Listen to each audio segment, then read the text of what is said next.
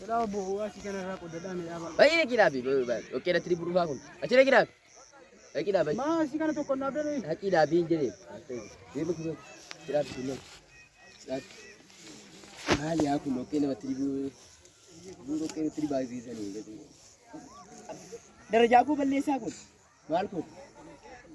Kanisa Kabajamtoota daawwattoota keenya kabajamtoota. Maal isin ammallee dhaqee itti boqonnaan jennee?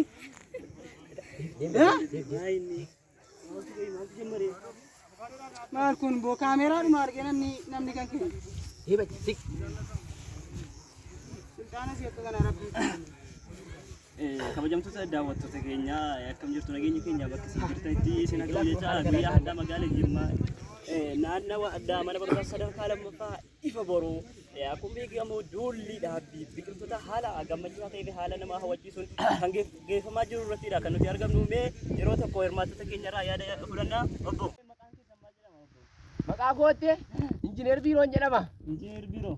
Kunoo duula biqiltuudhaaf biratti argama.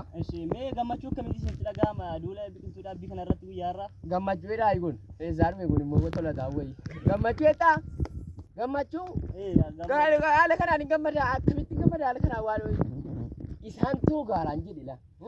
Ilaalme ilaalme amma kanaan ol deebi'ee biiroota amma kanaan ol deebi'ee kanaan maaltu irraa dhiqa? Tuu namni jiru kun jechuu keessan immoo akkamiin ifa godha haasaa? Ifa godhu? Ifa godheette. Akkamittiin yeroo isaan Dooktor Abiyyi too gaaraala. Biiroo taa'uu dhiisee tol jedha hidhatan akkana bee maaltu fidee? Maaltu isaanii tol godhee biiroodhaa gadi baasee dhaqee qoqqee laaqqisisuu fide. Silaan waan gadi ba'ee qoqqee laaqquu qabaan. Silaa isaanii wajjin biyya bulchaa jirtu moo maanni ammallee fanaan ta'a? Biyya bulchaa jirtu kun. Akkamitti?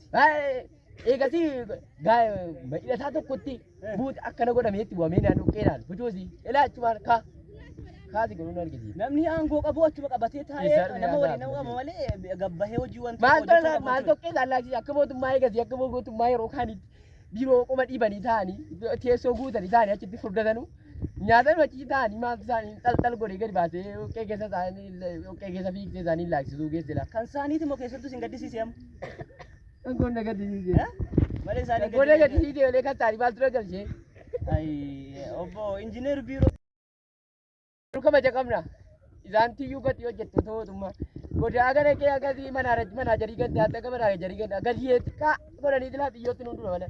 Kanaaf biyyoo laa qaarra maal goonu qabu. Malee gammachuun isitti dhaga'amnaan gammachuu waan itti dhaga'ame. Achiin haariya ta'u biiroo keessaa yoo ijoo saba uummattoota achi gadi ergee ofii gootii biiroo taa'e. Taa'ame deebina rakkina qabu. Biiroo keessanitti isin deebitu dhugaa dubbachuudhaaf obbo Injiinar biiroo haasaa isin amma haasaa jirtanuu fi haalli yeroo waliin fakkaatu. Haalli yeroo waliin fakkaatu. Inni isin itti bartan inni isin haasa'atanu akkuma durii dhimma biiroo ganaa biirooti yookaan immoo alaafi tokko kilaasii tokko qabatanii teessanii achi wanta tokko qalamii iskiriitoo haxanii uummataan as gahi achi gahi dhagiidhaa kana godhe achuma gadi.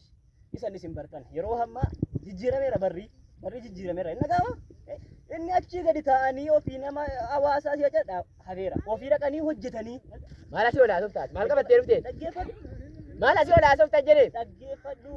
Asii olaasuuf taate dhuftee? Yaada akka gaazexeenyaa tokkotti wanti natti dhaga'amu jechuudha. Gandatti godhachuu wanni bulchaaraam. Maal haasa'u? Gootii bulchaaraam. Haa ta'u rakkinaan qabu na dhaggeeffadhu. Maal ta'e inni? Na dhaggeeffadhu. Gootii irratti balaafiidhaam. Taa'ame. Na dhaggeeffadhu. Taa'ame. Asii ollatti naasa'i. Haa. Maaliif ta'a akka haala kanaan ta'a? Maal asii ollatti haasa'uutti godhuftee? Guyyaa keessa. Maal kun?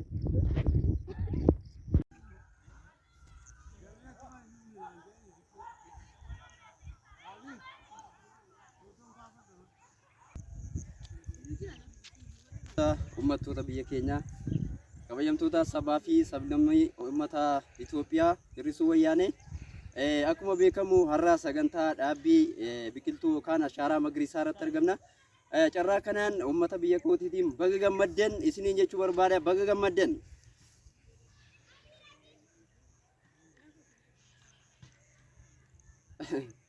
Guyyaa har'aa naannoo magaalaa Jimmaatti mootummaan ani hoogganu biqiltuu 9,999 dhaabnee jirra. Shangunooti.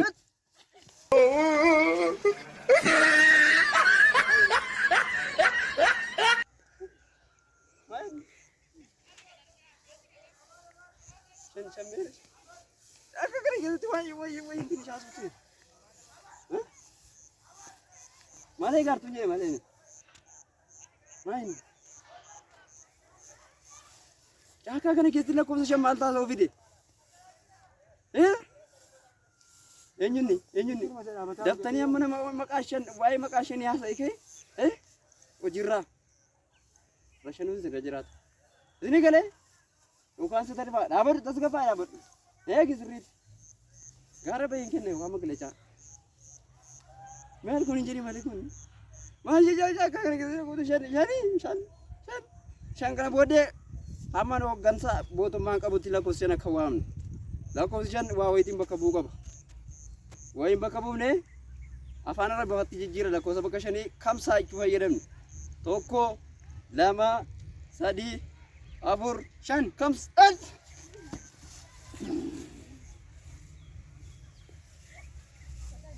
Ayam tetap. Ama sabab fulduratti nama hoggisiisini. Gaardii nama biratti nama hoggisiisini garuu ari'amtee ta'u jirra. Tokko, lama, sadii, afur, kamsa, jaha biqiltuu kana hunda dhaabne galaarra waan ta'eef bakka gammaddan tokko jira sabni waan hubanne biqiltuu namni dhaabee inni kaan ulee fuudhee ittiin ijoollee rukutaa maaliif inni kaan immoo qola gogsee akka sujaaraatti aarsaa rakkinni kun biyya keenya keessa bal'inaan jira dhaabbachuu qaba har'a booda warri fuutanii manaan xaraddanus biqiltuu namni dhaabe har'a booda tartiibatti godha biqiltuu kana sirriitti kunuunsaan isiniin jira galatooma.